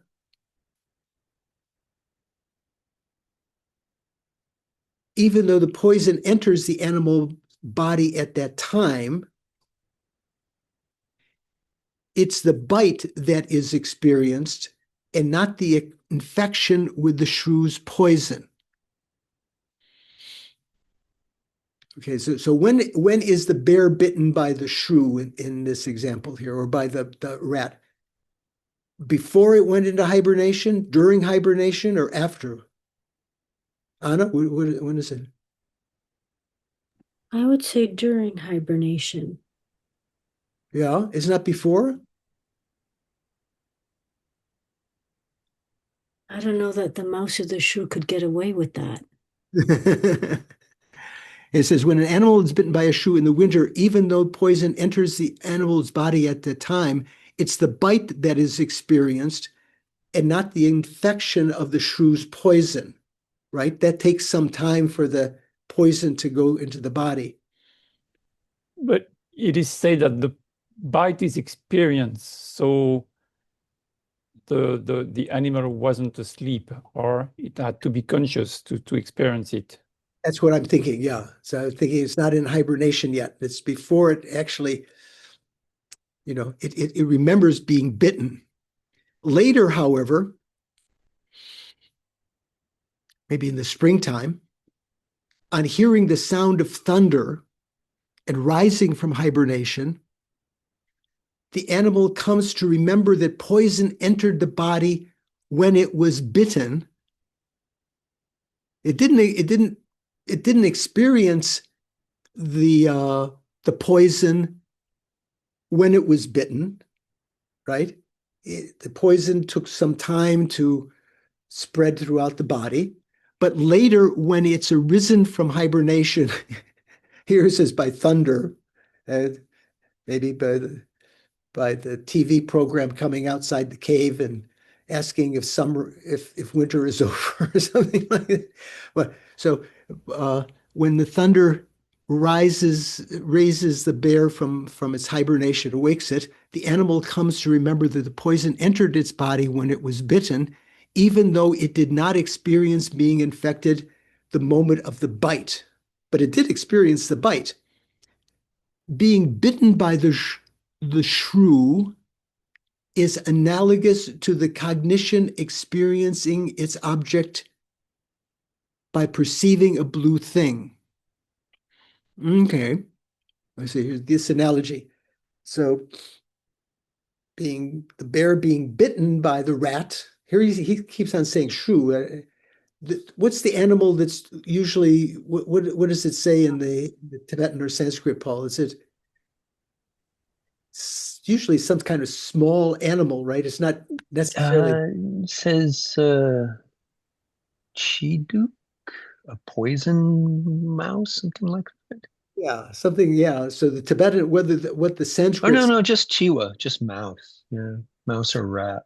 Yeah. So Jimpa's saying shrew. I'm not sure why.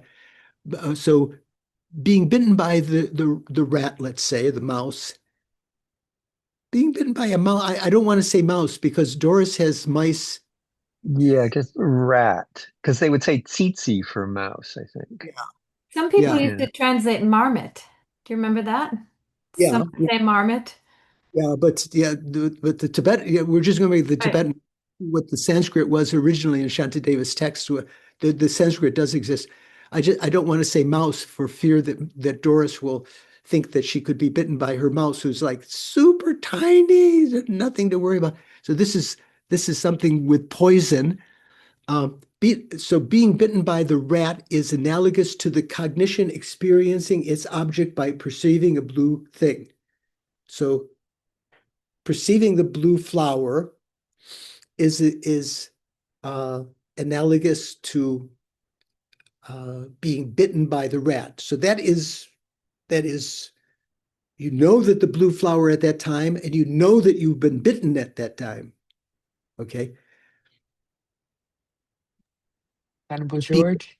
Yeah. Some Go on. shrews are venomous. Oh yeah. I'm not saying shrews are not venomous. I'm just saying that whether it's you have to use the word shrew and think that it's not a rat. The Tibetan seems to be explicitly saying rat, right? Tsitsi is what when we say mouse. Chiwa usually means rat, but it could mean other kinds. Can be loosely used for other animals, so it can be shrew. Being bitten by the rat or shrew is analogous to the cognition experiencing its object by perceiving a blue thing. Then poison entering the body at the time of the bite is analogous to the subjective experience present when the blue object is experienced. So from the Prasangika point of view, for Shantideva, that's not experienced at that time. The poison entering in the body when it is bitten is not experienced at that time, right? By the bear. Bear doesn't know that the poison it just knows that rascal has bitten me. Following, being bitten by the shoe is analogous to the cognition. Poison entering the body at the time of the bite is analogous to the subjective experience present when the blue object is experienced. Okay, you have to watch that carefully. Semicolon, that the subjective experience does not experience itself is analogous to the absence of perceiving the poison when the animal is bitten, and the subsequent recollection of being infected is analogous to remembering the experience of the blue object.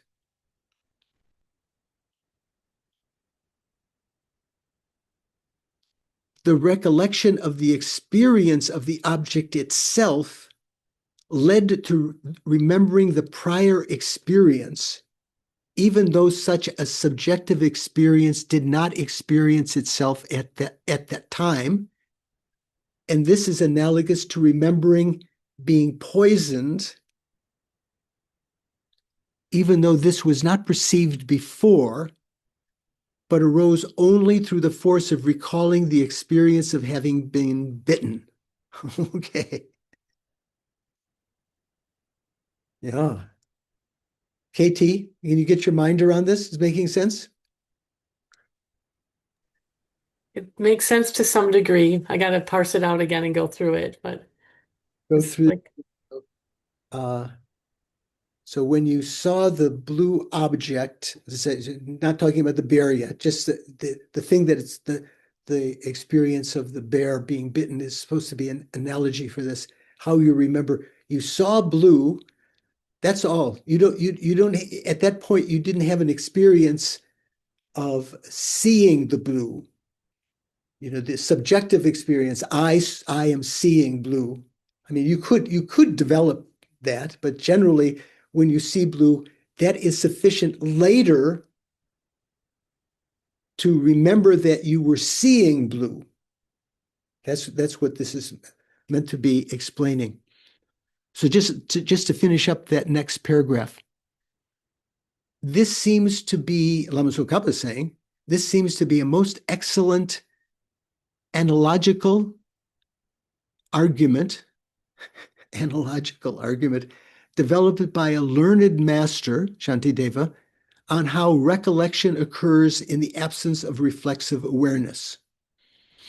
However, those who have commented on Shantideva's Guide to the Bodhisattva Way appear not to have explained this argument satisfactorily. So you'll find this also in Paul Williams' text. This is one of the, and in Jay Garfield's article that Doris posted earlier in the chat. These are, the arguments that others say, though, Chandrakirti is explaining this in the wrong way. Were Chandrakirti and Shantideva contemporaries? We talked about this before. Who came first? Chandrakirti. Okay. Chandrakirti came first. Chandrakirti came first. Correct. Yeah. So Shantideva came afterwards. They were both monastics. So Chandrakirti was not quoting Shantideva. Shantideva may have been aware, probably was aware of Chandrakirti's writings, but he's giving his own independent argument here.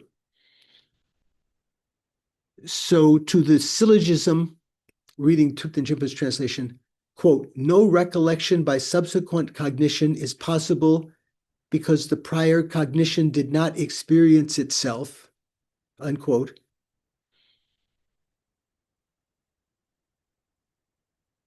This tradition of Shantideva responds by stating, there is no logical entailment, so there is no pervasion.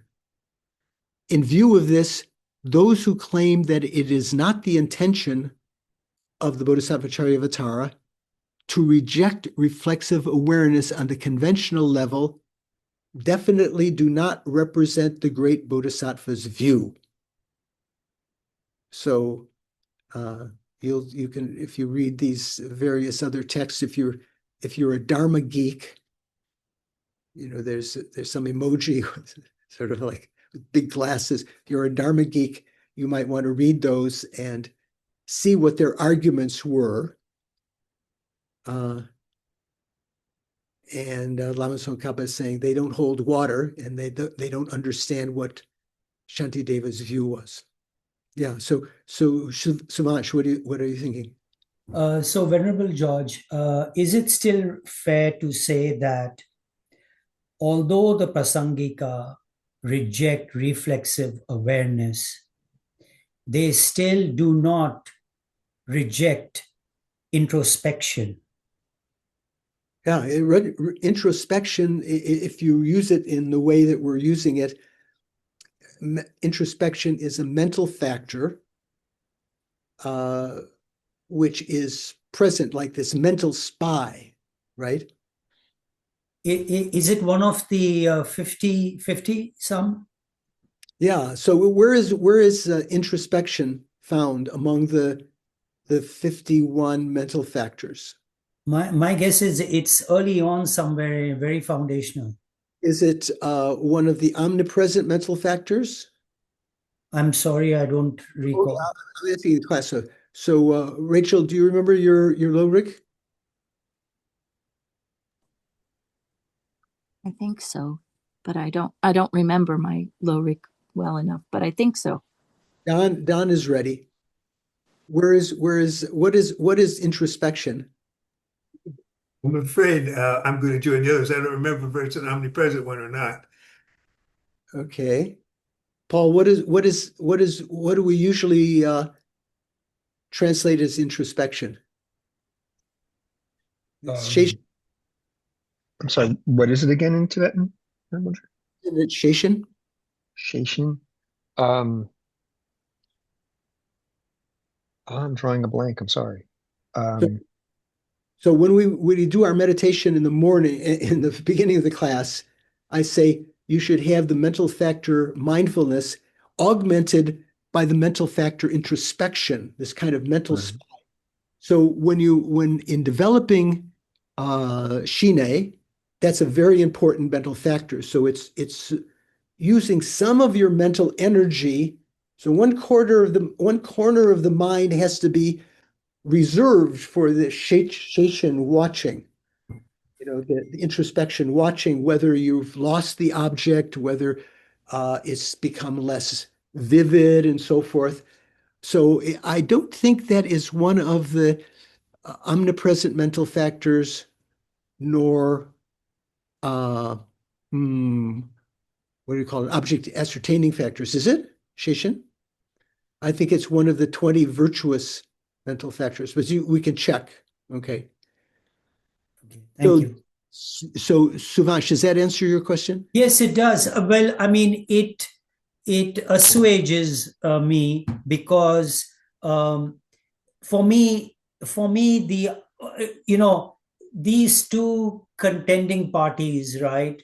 The Prasangika and their opponent may have two different theories, but because introspection, nobody refutes introspection, then for me that's good enough. That's from a meditation standpoint, that's what I'm aware of. So I don't I feel that I'm okay with the Prasangika position. I'm glad. Okay, I'm glad you're assuaged. I wouldn't want you to be swaged. You're assuaged. But that mental factor, say that little corner of the mind that's reserved for watching the rest of the mind, is that watching the present mind? Is it watching the mind at the time? So I think that's where the debate is. The Prasangika says, no, it's not the same instant. And the Chitta Mantra says it's self-reflex, it's a reflexive awareness. That's the distinction. Well, they're not even calling it as introspection, but yeah, I think you're right. from the Prasangika point of view, that introspection is always watching at the previous moment of consciousness, because it has it can't be aware of something which is coincident with it at the same time. It's always looking at something which was just existed just the moment before it. And then it can apply, if you were aware of that, if you're paying attention to that introspection, you're sort of awakened that something has happened, so you have to apply an antidote. You know, the object has become lost or become less vivid or something, so you have to apply an antidote. Don, what do you think? I'm just asking the question. So that introspection during Shine is actually memory. No, If it's reflecting a previous moment, isn't that memory? So when I have a visual consciousness of a blue flower, is that is that visual consciousness of blue a memory of blue? Not at that time, but later it can be a memory. But I'm talking about the introspection, watching one part of my mind while meditating. Is that introspection, self-cognizing, or memory? No, that's not, it's neither self-cognizing nor memory. So what I'm saying is this: when you have a perception of blue, are you perceiving the blue at the same moment that the consciousness of blue arises? You're always cognizing what was a previous moment, because consciousness arises as an effect, right? As cause and effect. So it can't be, you can't be perceiving something simultaneously with that thing existing. Okay, let's think about this. Let me just look at people's faces. So, Suvash is very clever because he's always looking off to the side, so I can't tell. Mikhail also. So that's why I was asking the blue. Is that a memory? No, that is a direct perception, but to have a direct perception, it's always a direct perception of the previous of the object that existed a previous instant before. Don's unconvinced. What do you think, Don? You haven't heard that before? Yes, I have, but I'm struggling with, if we don't have self-cognizing, if we can't be present in that moment, so to speak, then it must be memory. Very quick memory. No, that's not called memory. That's called direct perception. So you can't have a perception of something that exists at the time that the perception has arisen. When you have the perception of blue, right, that consciousness has arisen, that has arisen because of its reference condition, its mikken, and the demadakken, the immediately preceding condition, and the empowering condition of, let's say, of the sense base, right? Those three conditions have to be present. So the mikken is always the previous moment of blue, because you can't be perceiving blue at the very moment that you are perceiving it. Maybe I'm not using enough nice words. Paul, can you construct a sentence? Do you agree, first of all? Yes, it's simply that because the moment of blue that produces a moment of consciousness that sees blue is its cause, it necessarily preceded that moment of consciousness. Nice. Yeah. Okay. That's better words. Don, does that assuage you? I need to grok it some more. You need to grok that. Yeah, but I think Paul's, yeah. So It assuaged me. because it assuaged you. Okay, that's good. KT, what do you think? Thanks. Just a terminology question. Is introspective awareness the same as saying the virtuous mental factor of heedfulness. When that's in the list of the virtuous mental factors, heedfulness. Depends on your translations. Probably not. There are other ones like conscientiousness and so forth and so on. This is a particular mental factor where that is found most relevant. When it can be found is when you're trying to develop concentration. So when you're trying to keep the object with mindfulness, the mental factor mindfulness is trying to hold the object, like say the breathing, the respiration, or the clear light nature of the mind. You're holding that in mind. But because your mind can be lazy, it can be not holding it very strongly, can lose its vividness, or you could just lose it completely. Or you could be multitasking. Part of your mind is thinking about lunch or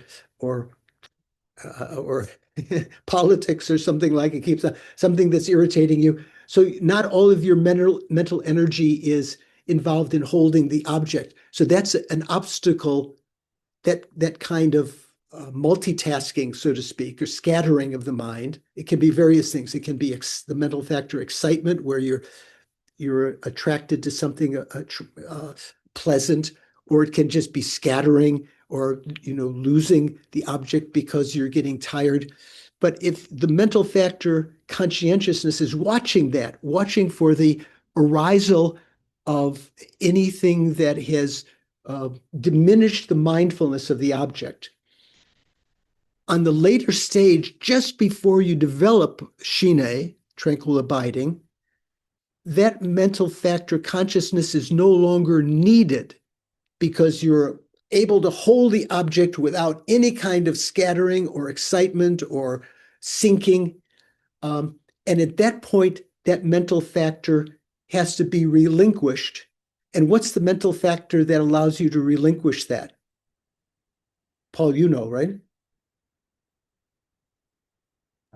That's very kind of you, Venerable George. It's been too long since I studied minds and mental That factors. maybe pliancy? Is that pliancy when you reach pliancy?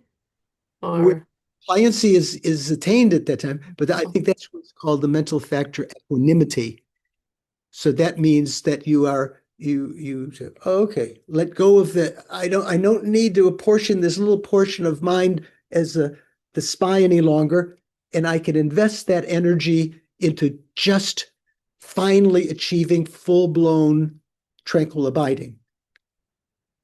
Okay, we've gone over these things many times, but in the context of hearing it again and in different contexts, maybe it becomes more clear. What do you think, Mikhail? I was just looking at the Lorik, and it's not in the 51 Sheishin. Oh, okay. Xinjiang is one of the five, one of the. You gave me the wrong. What's the translation and meaning of Xinjiang? Pliancy is the Xinjiang, yeah, okay. Yeah. But of the 51 mental factors, you don't see something like introspection, awareness. I'm not seeing Sheishin. I mean, maybe it's with another term, Tibetan term, but not Sheishin per se. There's non-introspection. And what is that? Sheishin Meba? Mayinpa.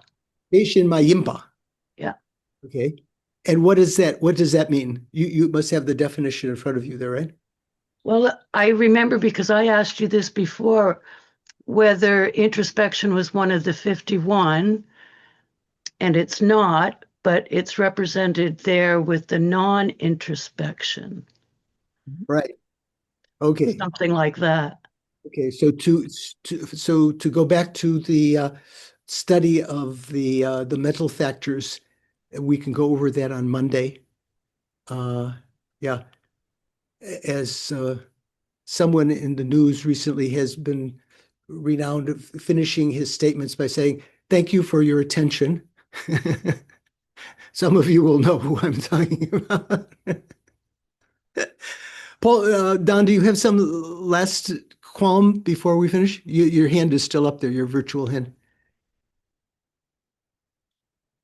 No? Oh, sorry. Okay. So before we finish, anyone else have another question?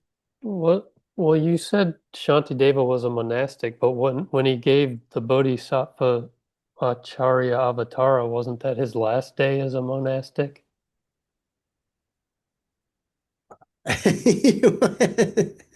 As I remember telling you guys about Geshe Tekchok, when we would ask questions when he was teaching Abhisamaya and other things, and he'd say, no one ever asks these questions at Sarah.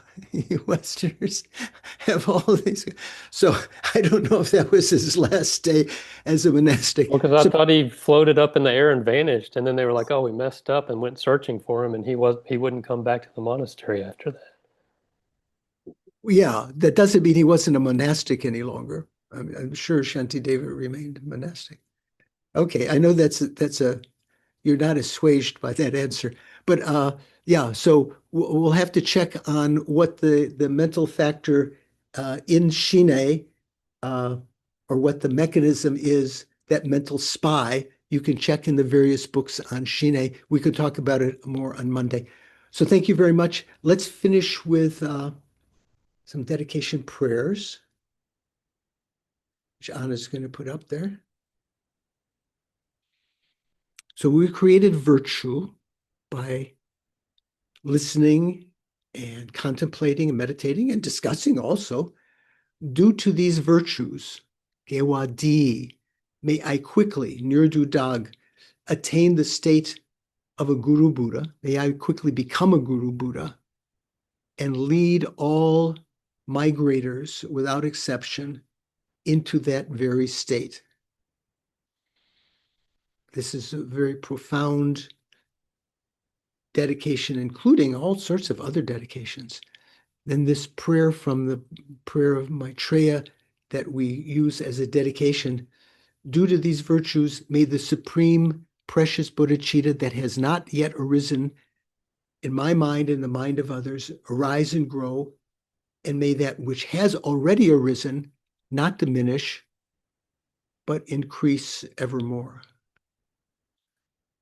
And for our incomparable Guru Lama Sopa Rinpoche, peerless teacher and assembly of children of the victorious ones, Shravakas, Pratika Buddhas, victorious Losang Drakpa, Lama Tsongkhapa, the spiritual father to his two sons, Gyaltsab and Kejub, together with your lineages, all the objects of refuge of the infinite realms, please bestow here and now the virtue and goodness to accomplish this prayer. In upholding and spreading the Muni's precious and complete teachings through explanation and practice, you, Lama Zopa, wore the armor of patience. When we talk about patience, one of the kind is armor-like patience that is never discouraged. Incomparable, venerable Guru, I make requests. Sole gateway through which all benefit and happiness emerge, while striving exclusively for the welfare of the victorious one's teachings and for the welfare of mother living beings. When it says striving exclusively, that means rather than striving for your own benefit, you strived for the benefit of the conqueror's teachings, the Buddhist teachings, and for the benefit of mother sentient beings. You suddenly departed to peace, at which point I lost hope. I was discouraged.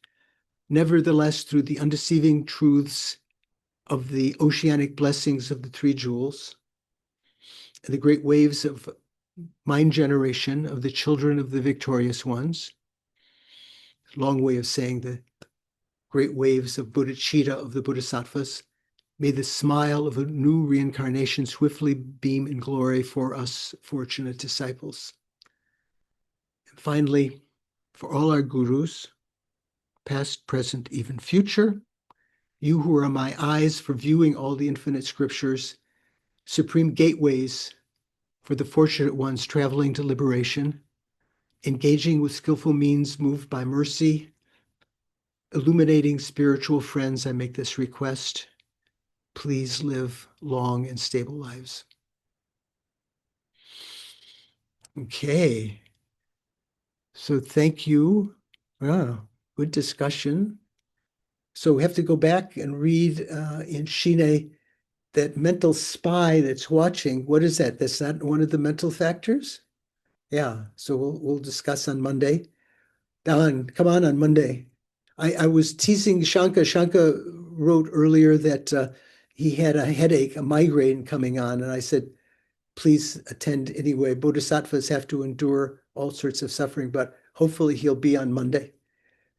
So look forward to seeing you then, if not then next Saturday, if the snowstorm doesn't completely destroy us. Oh, Yeah. thank you, Thank you, Venerable Venerable George. George. See you. Thank you. Take care. Bye-bye. Stay